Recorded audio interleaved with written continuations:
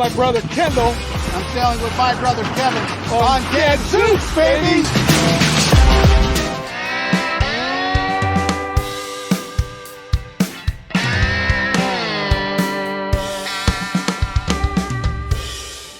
Today we have a really special treat because Kevin Coons, who's my regular sailing partner on Gadzooks, he went and he did something totally outrageous. He sailed without me. And not only did he survive, but he won. He won twice. He won first place in the 120th annual Ephraim Regatta, and he won first place in the Flying Scot Midwest District Championship. And here's the twist. His crew wasn't me. He teamed up with a guy that no one here has ever heard of, Gene Vogel. And now, look, I've had time to work through my stages of grief, shock, anger, plotting my revenge, and I'm ready to be the bigger person, which is why I'm moderating this interview to get answers like, who is Gene Vogel? How did Kevin pull this off? And most importantly, should I be updating my resume now? So we're going to keep it light. We're going to keep it fun. And maybe we're going to get the inside scoop on the moves that brought home the win for Kevin and Gene. And look, if Kevin starts talking too much about like wind angles and mark roundings, don't worry. I'm going to translate from sailor to English. And so we're going to get going. So Kevin, you've sailed with me a lot. But the one time you leave me on shore, you win it all. So should I be worried? In a word, no. But of course, life is more complicated than just a word, right? So, Absolutely. no. Look. We're looking forward. I know this is a review going back, but I'm looking forward also to the next regatta, which for Gadzooks, for the Sailing Brothers, will be at the Glow in Clinton, and I know we'll talk a little bit more about that in a bit. But yeah, I'm looking forward to Kendall sailing with you at the Glow. If you can't make it, well, you know what? That's the way the cookie crumbles too. We'll see what happens. But you know, I was kind of starting to think here that I might be the problem. So look, Gene, most folks, they've never heard of you. Are you Kevin's secret weapon, or are you just the lucky charm he found wandering on the docks? Well, it seems that I've become a lucky charm. He didn't find me wandering on the dock, but close to it. Yeah, I would say there was a large amount of luck involved. I always give a certain amount of deference to divine providence, but luck too. Excellent. Hey, so tell me, what was your welcome to the team moment, the thing that made you think, oh, so this is how Kevin sails? I don't know that I had just one. I was pretty observant of what he was doing to the extent I could. But I would have liked to watch a lot more of how he handled the main sheet trim. I couldn't. I had my eyes on other things. We were focused on trying to win a race. So I would have liked to sit back and just watched how he trimmed and everything. But I didn't get that opportunity. Maybe on another occasion. You know, yeah, go ahead. I was going to jump in there, Kendall. So for the folks who don't know, Gene sails the Flying Scot as well. Gene is not typically up in the front of the fleet. When we started 2 years ago, we weren't up at the front of the fleet either. But we've spent a lot of time, Kendall, you and I, working together to try and figure out how best to do things. But Gene has an eye for certain things. And so as we go through, how did we do? Gene, I'm sure will pipe in, but I think that Gene is a great sailor, and anyone who is looking to crew, should Gene be there, you shouldn't hesitate to crew for Gene, or for me for that matter. Either way. It's great. So, I was asking Gene about his, aha moment when he goes, oh, how does Kevin sail? For me, you know what that moment was? When Kevin handed me the bailer and said, don't ask. Hey, listen, Kevin, So Gene, you've been sailing a Flying Scot. How long have you been sailing a Flying Scot? About 4 years, 3 or 4 Okay. years. Yeah. But you've been sailing a lot longer than that. I learned to sail when I was 14, and I've wrecked a lot less boats than I have cars. Ooh, well, that's good. That I'm very glad to hear of, and I bet other sailors as well. So, Kevin, you want to give us a rundown on the regatta, and we'll just kick things off here. Let's talk about where is he from? What's the regatta? Give us the background here. Sure. So this was the 120th Ephraim Regatta. So, the Flying Scot has not been around for 120 years.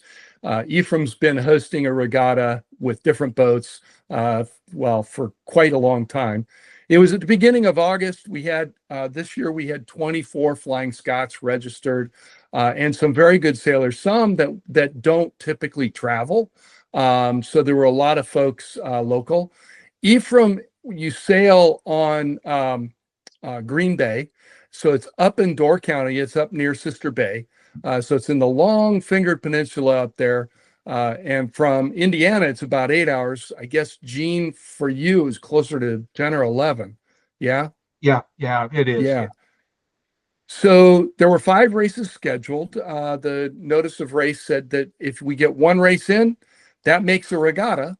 And it was also our Midwestern District Championship, which rotates around year to year from site to site. In fact, next year it'll be in Devlin, Wisconsin, which is near Lake Geneva. Okay, the courses were all expected to be LA2s, so windward leeward with twice around. Winds were light, so the legs were short. They were about a half a mile, which is 13 minutes upwind, 8, maybe 9 minutes downwind, depending on the wind. But yeah, that's generally what they're targeting. So total race time, they were targeting somewhere around 30, 35 minutes. And winds were light. They were bouncing against the bottom end of the Flying Scot guidelines. So around 4 knots, 5 miles an hour when they got started. Pretty low winds. I was looking forward to it. Gene, do you like lighter winds or heavier winds? As long as there's enough wind to race, I'm okay with it. I don't have a real preference for lighter, heavy winds. Each of them have their challenges, and it's exciting to try and meet the challenge that the conditions present. We've had some of the regattas that I've sailed in, we had reasonable wind and a lot of rain. That didn't stop us. We sailed in the rain. It was kind of amazing when we were puttering around, waiting between races, and before the start, the rain was like, man, I wish it would quit. And once the race started, forgot about the rain completely. It's like it wasn't raining, and I got, wait a minute, it's still raining in the middle of the race. We're concentrating on what we're doing there. So I don't have a preference. I just enjoy getting out and sailing, and I'll take on whatever conditions they throw at us. It's great. So Kevin, tell us a little bit about the start of the race. Yeah, so the race committee started. Normally, there's you put the start line ideally perpendicular to the wind. In this particular case, the start line starboard end was heavily favored, roughly about. And I was talking to some of the other guys who were sailing. They all agreed it was somewhere around 30 degree skew to the starboard side.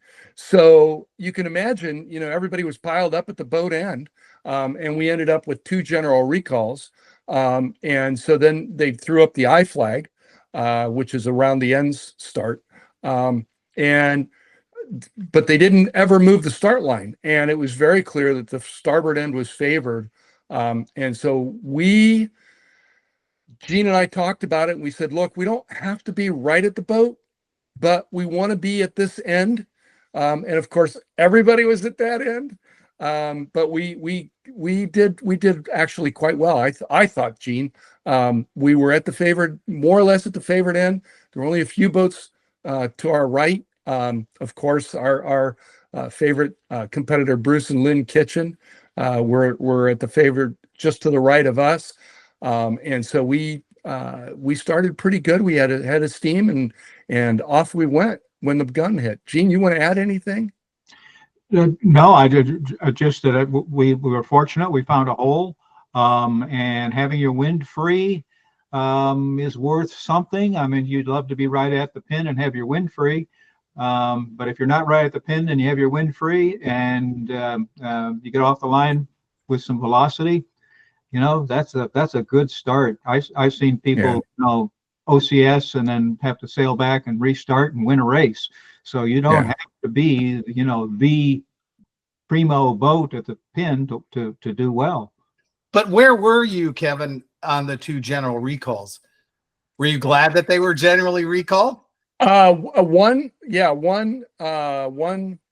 I think it was the second race. We were over early. We definitely, in fact, we were at the second general recall. Yeah. We were at the favored end, and I knew that we were being forced over. So I told Gene, let's tighten up, go around the boat, come back, and we'll be in the second row, but we won't be far behind. Well, we covered the committee boat, and I don't think anybody on the committee boat could see how many boats were over early, but there were a lot of boats that were over early. It was obvious that this was not going to be a good start. Yeah. And if there hadn't been so many other boats ahead of us and pushing us up, we wouldn't have been OCS.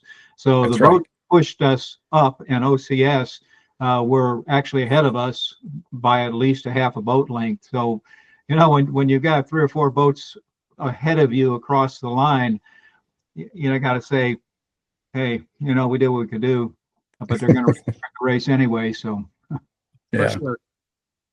Yeah. So, but we did get a clean start on start number 3, and you can see us throughout the race. Is this your start right here? Is this where you were? This is the clean start, and this is where we were. Yellow. So we're going to talk. We're going to talk a little bit about the 3 boats: the red boat, the blue boat, and the gray boat. The red boat is, of course, Bruce and Lynn Kitchen. We're the blue boat, and then Mike Faugust was in the gray boat. That boat, I know who it was. I'll tell you, it was Dan Leach was way out there. I was watching Dan, and I thought, shoot, if he's not over early, then we got to get going. And boy, I just kept making the boat go faster and faster, and we crossed the line, I think, 1 or 2 seconds behind the gun. Oh, we were right there. Gene? We were right there. We were right there, yeah. It's great. And when we started, we were right parallel with Bruce and Lynn. We couldn't really see where Mike Faugust was. We knew he was down off to the left a little bit. We didn't really know exactly where he was. But, Kendall, we've been struggling with Gadzooks to get her to point and go fast, both at the same time. In this race, man, we were outpointing Bruce and going absolutely as fast as Bruce. Oh, wow. So, I'll have to check with Bruce on that one. Yeah. Now, we did mess with the rake. Great. And we, based on the multiple measurements that we did, and Gene, when we set up the boat, you remember we took about an hour to measure this rake every day, every which way from Sunday.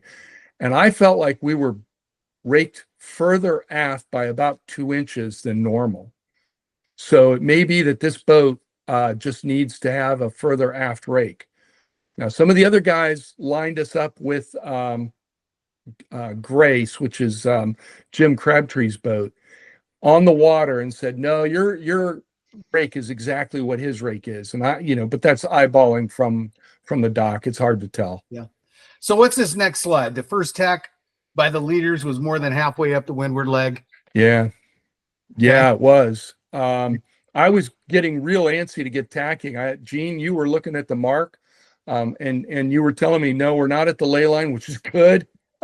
But we were getting, yeah, we were getting close. Yeah, we were getting there, and so I kept wanting to tack, but I couldn't clear Bruce, and I didn't want to tack and duck. So we just kept going.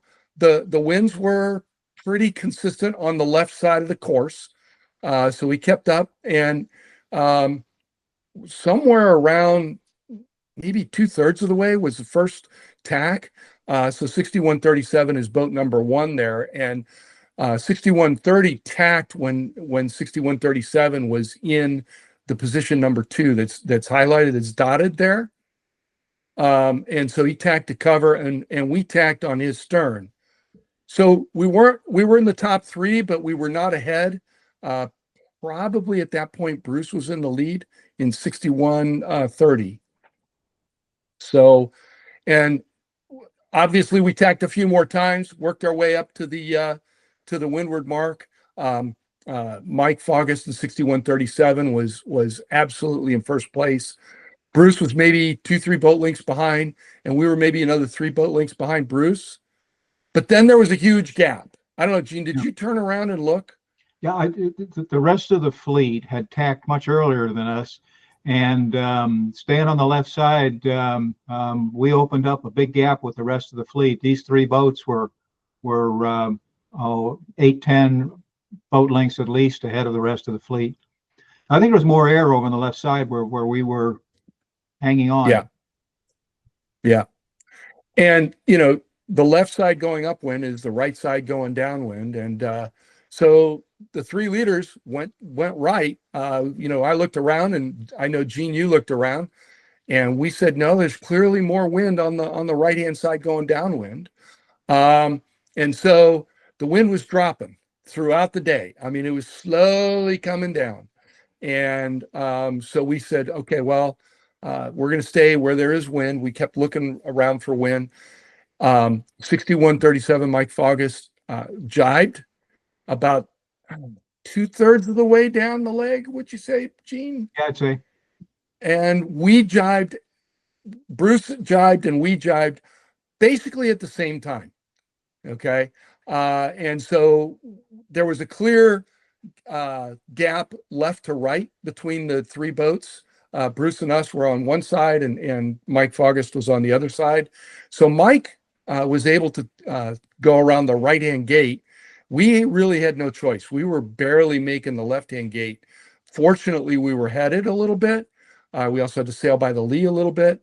But as we went downwind, we were closing the gap with Bruce and Lynn, right? Yeah, they were getting bigger. The boats were getting bigger.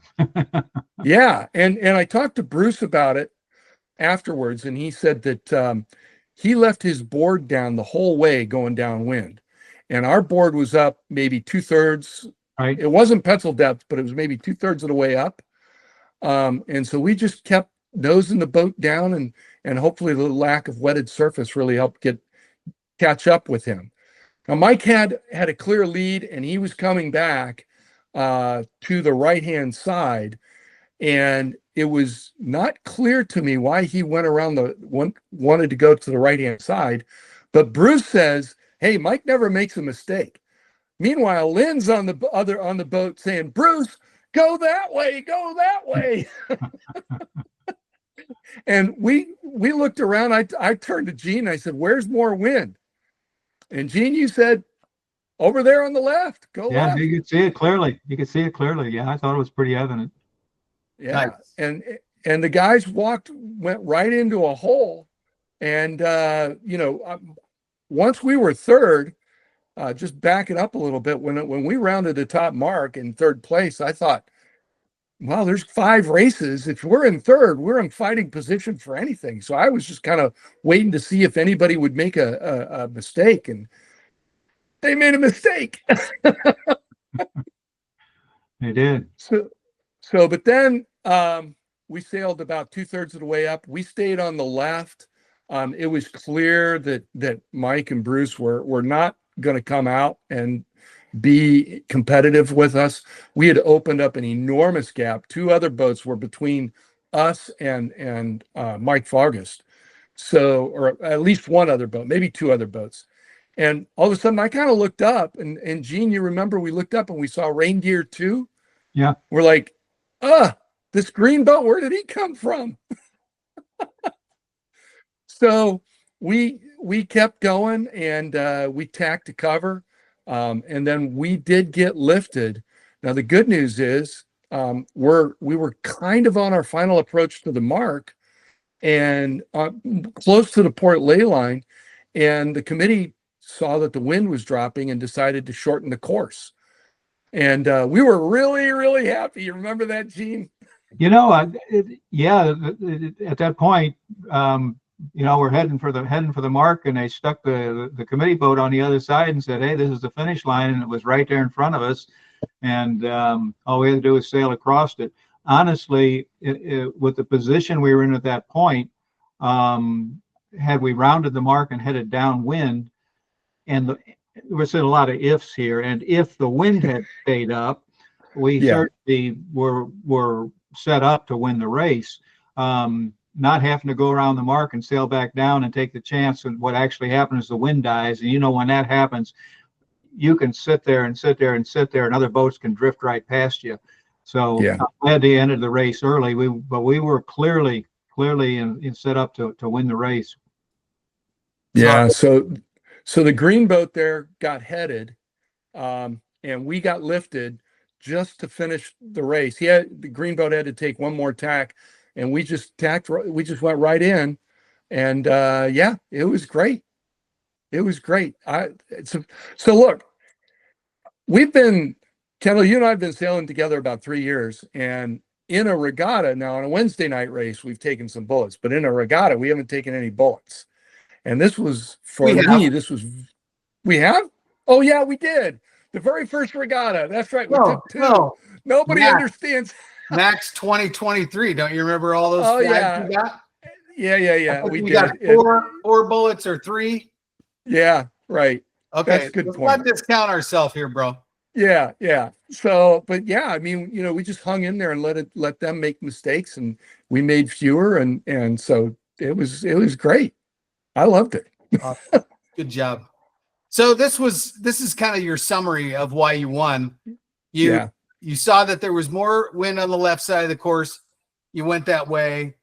And after the start, since you had a good start, you were just kind of following with the leaders as well, kind of waiting for them to make a mistake and then make your move.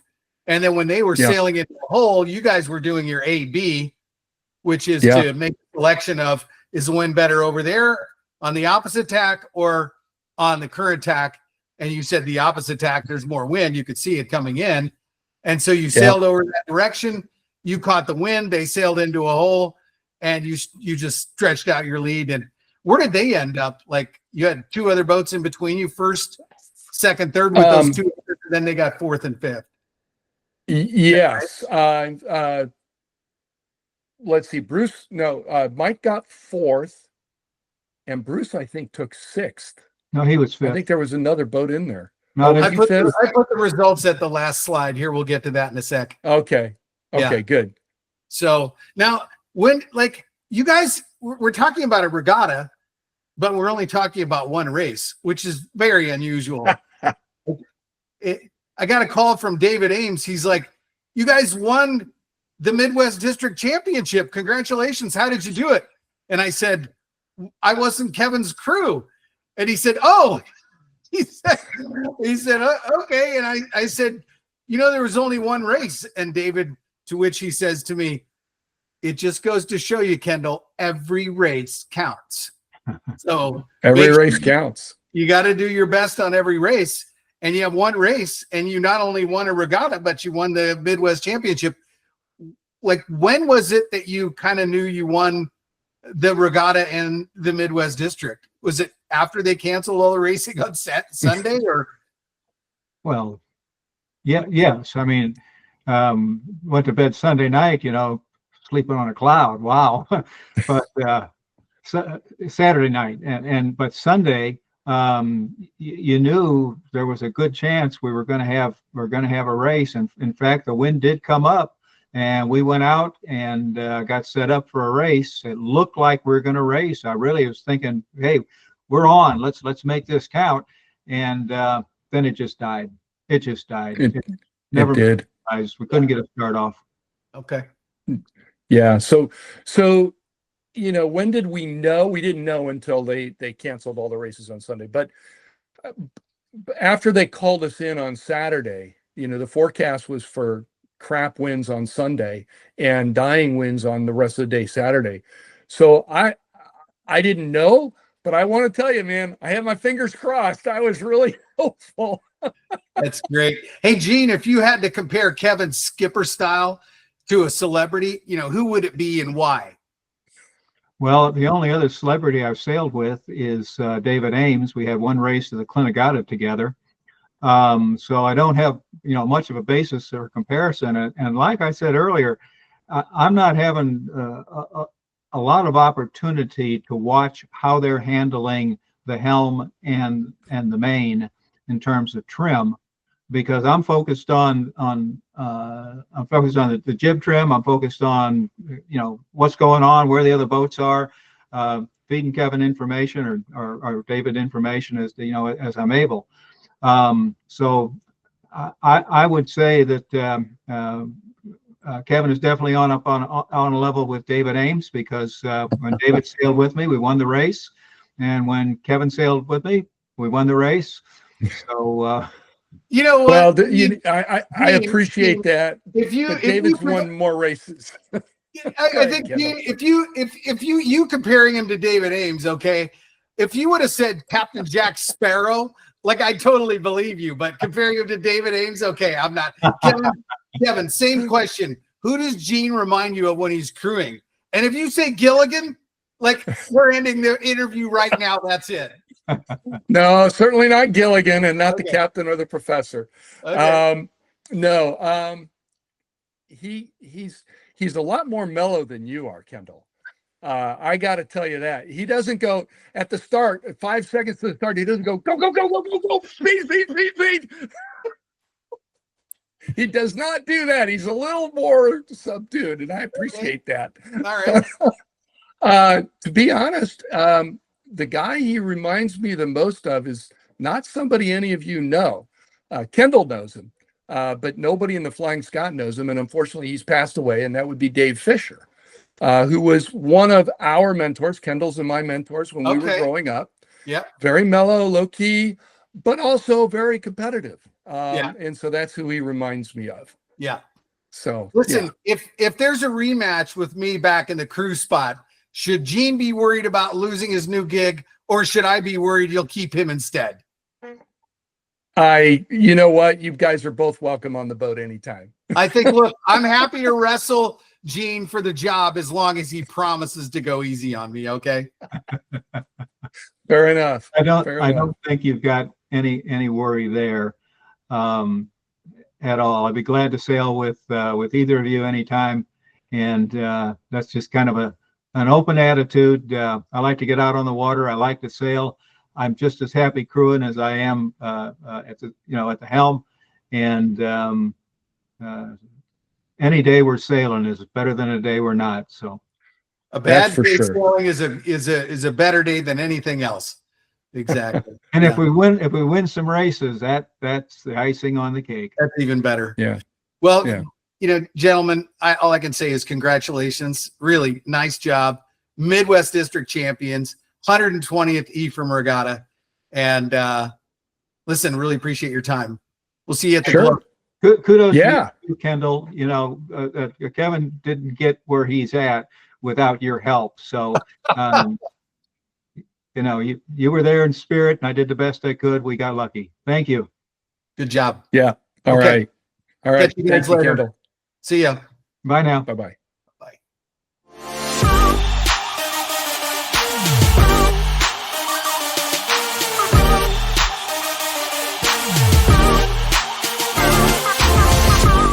I'm sailing with my brother Kendall. I'm sailing with my brother Kevin on Gadzooks, baby.